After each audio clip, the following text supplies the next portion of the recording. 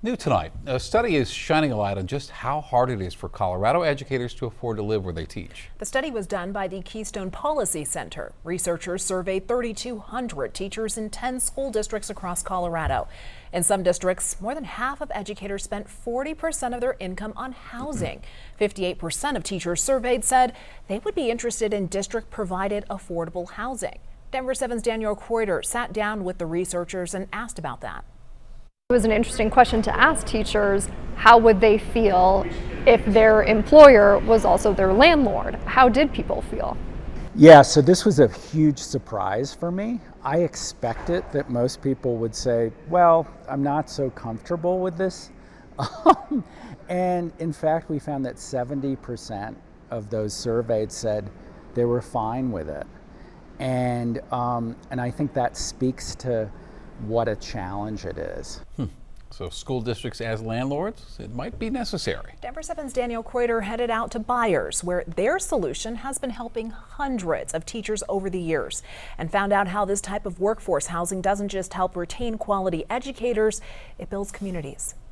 Coming straight out of college, there was very limited options when it came to housing, even renting on a teacher's salary. In the small town of Byers, a solution to affordable housing for educators has been playing out in these brick apartments.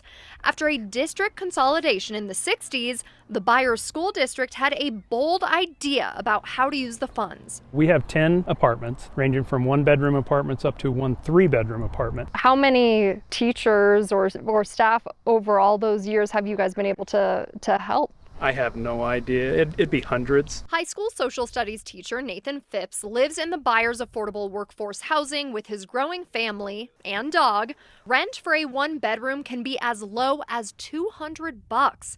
That amount hasn't changed in decades. The goal is to get their feet underneath them and then have enough for a down payment to stay in the community and purchase their own home. I mean, that's ultimately the goal, and many staff members have done that. How does that make you feel that the solution seems to be working?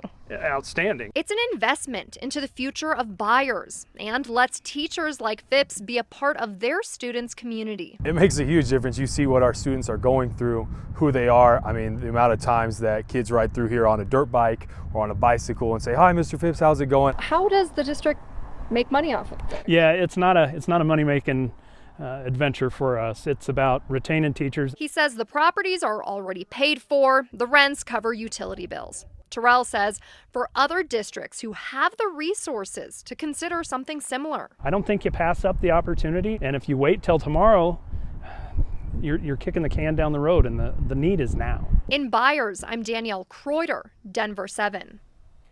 Danielle is committed to covering Colorado's affordable housing crisis and new projects working to help provide a solution. If you have a story idea you want to share with her, scan the QR code on your screen for ways to connect with Danielle, or send her an email at danielle.kreuter@denver7.com.